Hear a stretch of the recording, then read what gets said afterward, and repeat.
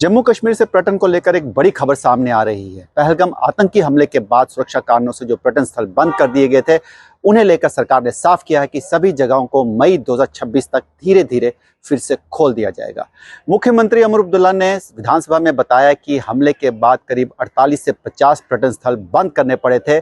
इसका असर सीधे तौर पर पर्यटन और पर निर्भर लोगों पर पड़ा था, जैसे होटल वाले, टैक्सी वाले, दुकानदार और टूर गाइड। सरकार ने बताया कि पहले चरण में 14 पर्यटन स्थल पहले ही खोल दिए गए हैं। इन जगहों पर सुरक्षा की पूरी जांच के बाद पर्यटकों को जाने की अनुमति दी गई है। बाकी बचे पर्यटन स्थलों को भी हालात ठीक होने पर एक एक करके खोल दिया जाएगा। मुख्यमंत्री ने यह भी साफ किया है कि सरकार केवल पुराने पर्यटन स्थल ही नहीं खोलेगी, बल्कि 9 नए पर्यटन स्थलों को भी विकसित करने की योजना पर काम कर रही है। इससे आने वाले समय में पर्यटन को और बढ़ावा मिलेगा और लोगों को ज्यादा रोजगार मिलेगा। सरकार का कहना है कि सुरक्षा सबसे बड़ी प्राथमिकता है। हर पर्यटन स्थल को खोलने से पहले सुरक्षा एजेंसियों की पूरी मंजूरी ली जाएगी, ताकि पर्यटक बिना डर के यहाँ पर घूम सके। कुल मिलाकर यह फैसला जम्मू कश्मीर के पर्यटन और स्थानीय लोगों के लिए राहत की खबर है। अगर सब कुछ ठीक रहा तो मई 2026 तक सभी पर्यटन स्थल दोबारा खुल जाएंगे। जम्मू कश्मीर के लिए एक बहुत अहम शोबा है, एक एरिया है, एक फील्ड है।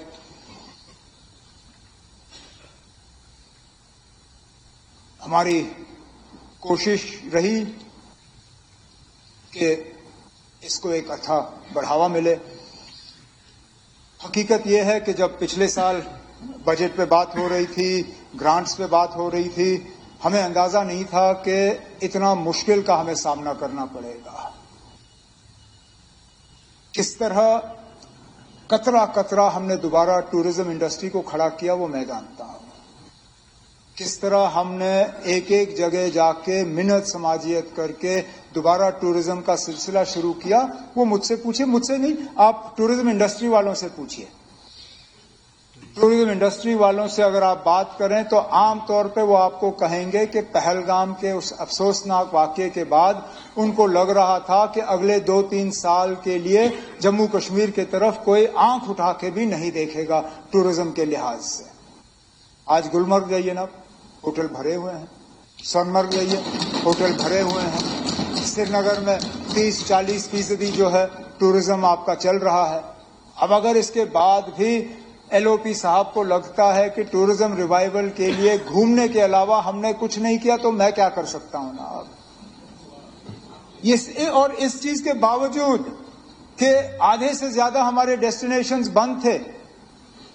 अब ये देख लीजिए स्पीकर साहब, हमने टूरिज्म को तब रिवाइव किया जब हमें लोगों को मजबूरन कहना पड़ता था कि आप कश्मीर आ सकते हो लेकिन दौद पथरी नहीं जा सकते हो, आप कश्मीर आ सकते हो लेकिन यूसमर्ग नहीं जा सकते हो। यहां तक कि आप हैरान होंगे स्पीकर साहब सुन के, हमें टूरिस्टों को कहना पड़ता था कि आप गंडोला से ऊपर जा सकते हो लेकिन दाएं साइड पे जहां वो ढाबे हैं उन ढाबों से आगे आप नहीं जा सकते हो। इसके बावजूद हमने टूरिज्म को आहिस्ता आहिस्ता जिंदा किया।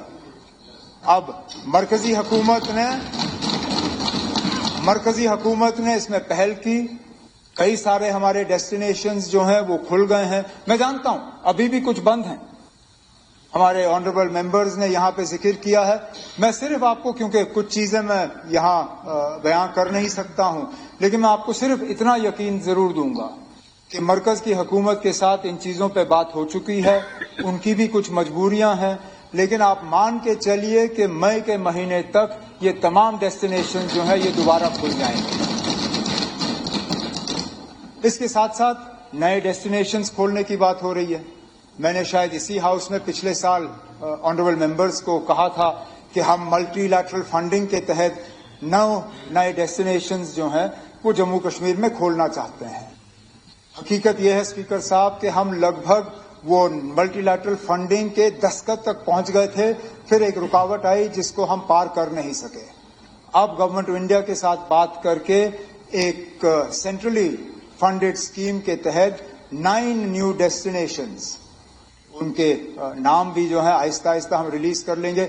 ये भी मैं आपको कहूं कि जम्मू वालों को इन नए डेस्टिनेशंस में कोई शिकायत की गुंजाइश नहीं रहेगी।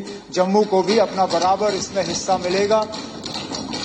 میرے ایک جوان ساتھی نے یہاں 7 لیکس کے حوالے سے بات کی اور کہا 7 لیکس میں ٹورزم کا پوٹینشیل ہے. میں ان کو یقین دلاتا ہوں کہ جب یہ نئے ڈیسٹینیشنز کا لسٹ جو ہے نکلنا شروع ہو جائے گا, آپ ضرور اس میں ان 7 لیکس کا نام جو ہے وہ پڑھیں گے. جموں میں کچھ کام جو ہیں وہ لگ بھگ اب مکمل ہونے جا رہے ہیں, جس میں جموں لیک ہے, جموں ریور فرنٹ ہے. اب جموں ریور فرنٹ بھی ایک مطلب اگر آپ دیکھیں تو اس کی ایک سیما ہے, اس سے آگے لیک ریور فرنٹ کو لیا نہیں گیا ہے. اب میں نے ڈپارٹمنٹ سے بات کر کے ہم ایک اسکیم ایک اپنے ساسکی یا کسی اور اسکیم کے تحت اس ریور فرنٹ کو پورے اینڈ تک لینا چاہتے ہیں, تاکہ جس طرح احمد آباد میں سبرمتی دریا کے کنارے جو ہے انہوں نے پورا اس ریور فرنٹ کو ڈیولپ کیا ہے, ہم چاہتے ہیں جموں کی بھی شان جو ہے اور سندرتا بڑھے اور اس کو ہم آگے لے جائیں. ٹورزم نہیں نا چلے, میں صرف ٹورزم کے حوالے سے یہاں تمام آنریبل ممبروں سے صرف ایک ہی گزارش ہی نہیں, میں اپنی بات سامنے رکھوں چاہے اچھا لگے یا برا. سچائی یہ ہے اسپیکر صاحب کہ ہر خوبصورت علاقے کو ہم ٹورزم کے نقشے پہ نہیں لا پائیں گے. سچائی یہ ہے کہ ہم جتنی بھی پروموشن کریں ٹورسٹ اپنی مرضی سے جائے گا جہاں ان کو جانا ہے. میں زبردستی کسی ٹورسٹ کو کہیں لے نہیں سکتا, لیکن ہم مکمل کوشش کر رہے ہیں کہ ہر علاقے میں کہیں نہ کہیں چھوٹا بڑا جو ہے ایک ٹورسٹ ڈیسٹینیشن بڑھے, اس کو بنائیں, اس کو ہم پروموٹ کریں, اس کی ہم مارکیٹنگ کریں, وہاں پہ انفراسٹرکچر بنائیں اور وہاں پہ ٹورسٹوں کو لینے کا کام جو ہے وہ ہم کریں. اس کے بعد وہ کتنا کامیاب ہوگا وہ اوپر والے تک ہے اور اس کے بعد پھر ہمارے مستقبل پہ. لیکن ہمارے طرف سے پوری کوشش کی جائے گی کہ ٹورزم کا جال جو ہے وہ ان دور دراز علاقوں میں پھیلے جہاں انڈسٹری کی گنجائش نہیں ہے. اور میں بار بار کہتا ہوں, خاص کر جموں میں ہمارے لیے نا اب ایک تیار مارکیٹ ہے. ہم کیوں اس میں ابھی تک کامیاب نہیں ہو پائے وہ میں سمجھ نہیں پاتا, لیکن تب بھی آپ دیکھیں جموں میں 1 کروڑ سے زیادہ سال میں ماتا ویشنو دیوی کے یاترا کرنے کے لیے لوگ آتے ہیں. اگر اس 1 کروڑ میں سے ہم 10% کو بھی دائیں بائیں لے سکے وہ 10 لاکھ ٹورسٹ بنتا ہے. یہ 10 لاکھ ٹورسٹ جو ہے یہ پوری جموں کی اکانومی کو بدل سکتا ہے. اور اس لیے جو یہاں پہ بات آئی پلگرمیج ٹورزم کی, ہماری یہ کوشش ہے کہ ان یاتریوں کو ہم کم سے کم یہاں 6-7 دن باندھ لیں, کہیں بارڈر ٹورزم, کہیں پلگرمیج ٹورزم, کہیں گولف ٹورزم, اس حوالے سے کہیں بدرواہ دوسرے علاقوں میں ان کو ہم لے جائیں تو کم از کم یہاں جموں کی اکانومی جو ہے اس کو ایک بڑھاوا ملے گا. اس کے ساتھ ساتھ یہاں پہ کٹ موشنز کے حوالے سے یہ بات آئی اور یہ زیادہ کشمیر کو لے کے ہے کیونکہ جموں میں ماتا ویشنو دیوی کی یاترا جو ہے وہ سال بھر چلتی ہے.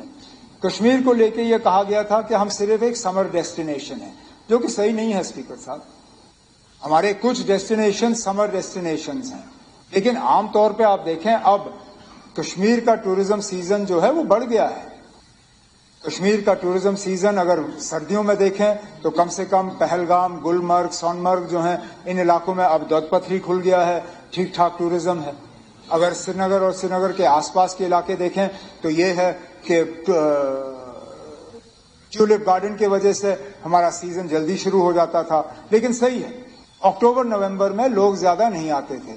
اکتوبر نومبر میں لوگ زیادہ آئیں اس کے لیے ہم نے ایک نیا گارڈن ڈیولپ کیا, باغ گل داود کرزانتھمم گارڈن. وہ اس سال بڑا کامیاب رہا, بہت لوگ آئے اس کو دیکھنے اور ہماری کوشش رہے گی کہ اس کو ہم اس سال اور ڈیولپ کریں. انفراسٹرکچر ٹورسٹ کے لیے بہتر ہو وہ ہماری ایک بہت بڑی ذمہ داری ہے. عام طور پہ ہم شکایت سنتے ہیں ٹورسٹ سے کہ پہلگام, گلمرگ, سونمرگ وغیرہ خوبصورت بہت ہے لیکن وہاں ٹوائلٹ کی فیسلٹی کم. وہاں پہ یہ انفراسٹرکچر خاص کر کنوینئنسز کی یہ ہمیں بنانے ہوں گے, اس کے لیے بھی ہمارا ایک مکمل ارادہ ہے. لیکن سب سے بڑی بات جو میں بار بار ٹورزم انڈسٹری کے اپنے ساتھیوں سے کہتا ہوں, کسی ٹورسٹ کو پہلی بار جموں کشمیر لانا مشکل نہیں ہے. جموں کشمیر ایک بار لانا بہت آسان ہے, ہر کوئی جموں کشمیر آنا چاہے گا.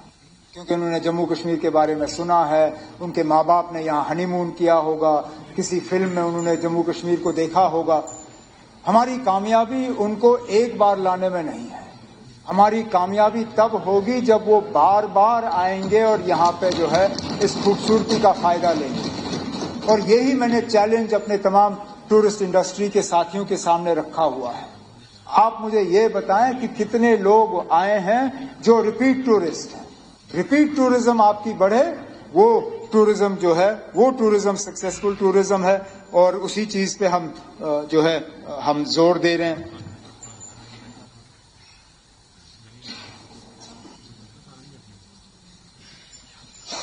یار گھنٹی بند کر دو یار پلیز. چلو, بجلی کا محکمہ ہمارے لیے ایک چیلنج اور ایک اپرچونٹی. چیلنج اس لحاظ سے کہ ابھی بھی پاور جتنا ہم کنزیوم کرتے ہیں اتنا ہم جنریٹ نہیں کرتے, جتنا ہم کنزیوم کرتے ہیں استعمال کرتے ہیں اتنا ہم ریونیو ریلائز نہیں کرتے. لیکن ایک موقع ہے, ایک اپرچونٹی ہے کہ جو جموں کشمیر میں پاور پوٹینشیل ہے اس کو ہم ٹھیک طرح سے ریئلائز کر سکیں تو ہمیں کہیں پہ بھی مرکز کے پیسوں کی ضرورت نہیں پڑے گی. جو 18,000 میگا واٹ کی پوٹینشیل جموں کشمیر میں ہے اس میں سے فی الحال ہم نے صرف 3 یا 3,500 میگا واٹ جو ہے اس کو ڈیولپ کیا ہے, اس کو ہم ریئلائز کر رہے ہیں. ہمارا پورا ارادہ ہے کہ آنے والے 2-3 سالوں میں 3,500 میگا واٹ جو ہے وہ اور ہوگا. تو لگ بھگ 7,000 میگا واٹ جو ہے جموں کشمیر میں بجلی کی پیداوار جو ہے وہ اگلے 2-3 سالوں میں ہم کمپلیٹ کر دیں گے. لیکن پھر بچتا وہ 11,000 ہے. اس 11,000 کے لیے بھی میں ہاؤس کو اب بتانا چاہتا ہوں کہ گورنمنٹ آف انڈیا کے ساتھ بیٹھ کے ان تمام 11,000 میگا واٹس کے ڈی پی آرز اور پروجیکٹ پرپوزلز جو ہیں ہم تیار کریں گے تاکہ آنے والے 10-15 سال میں یہ 11,000 میگا واٹ بھی جنریٹ ہو تو جموں کشمیر جو ہے وہ پوری انڈیا کو یہاں سے پاور سپلائی کرے, اور وہ بھی گرمیوں کے ان مہینوں میں جب ان کو سب سے زیادہ اس بجلی کی ضرورت ہوگی. لیکن تب تک ہمیں باقی نظام ٹھیک کرنا ہوگا. جنریشن کے حساب سے جنریشن کی کیپیسٹی ہمیں بڑھانی ہے, ڈسٹریبیوشن کا نظام ہمیں ٹھیک کرنا ہوگا. یہاں تمام آنریبل ممبرز نے RDSS کے حوالے سے بات کی اور کہا کہ اس میں ایک بہتری لانے کی ضرورت ہے. سچائی یہ ہے کہ کچھ ضلعوں نے RDSS کی امپلیمنٹیشن میں اچھا کام کیا ہے, کچھوں میں تھوڑی سی ایک لچک آئی ہے, تھوڑی سی کمزوری رہی ہے. اب میں اس میں جانا نہیں چاہتا ہوں کہ کون سے PSU والے سنبھال رہے ہیں اور کون سا ہم خود سنبھال رہے ہیں, لیکن حقیقت یہ ہے کہ کچھ جگہوں پہ اس کے امپلیمنٹیشن میں تھوڑا سا وقت لگا ہے, لیکن تب بھی اس کو میں برابر مانیٹر کرتا رہا ہوں اور میں ہاؤس کو اشور کرتا ہوں کہ RDSS کی اسکیم کو جو ہے ہم پوری طرح سے امپلیمنٹ کر کے یہاں پاور کا انفراسٹرکچر ڈسٹریبیوشن کا جو ہے اس کو ٹھیک کر لیں گے.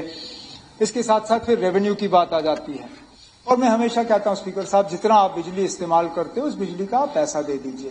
جہاں آپ نہیں دے سکتے ہو وہاں حکومت آپ کی مدد کرے گی, جیسے ہم نے کیا ہوا ہے. سب سے غریب طبقے کے لیے جو 200 یونٹ ہم نے تھرو PM مفت سوریہ گھر بجلی یوجنا وغیرہ جو ہم اسکیم لا رہے ہیں اس کے تحت ہم کر لیں گے. لیکن اس کے ساتھ ساتھ یہ بھی ہے کہ اب ہماری ایک بہت بڑی پرابلم یہ ہے کہ کافی سارا علاقہ ہمارا ان میٹرڈ ہے, اور جب آپ ان میٹرڈ میں جائیں اسپیکر صاحب تو آپ یہ دیکھیں گے کہ جو لوگ اگریمنٹ کرتے ہیں اس اگریمنٹ کے تحت جو وہ اپنا لوڈ دکھاتے ہیں اس لوڈ میں اسپیکر صاحب آپ کا ایک ہیٹر بھی نہیں چلے گا, ایک ہیٹر بھی نہیں. لگ بھگ اگریمنٹ ہومز میں لگ بھگ 60% گھر ایسے ہیں جن کا ڈکلیئرڈ لوڈ صرف اتنا ہے کہ ہیٹر بھی نہ چلے.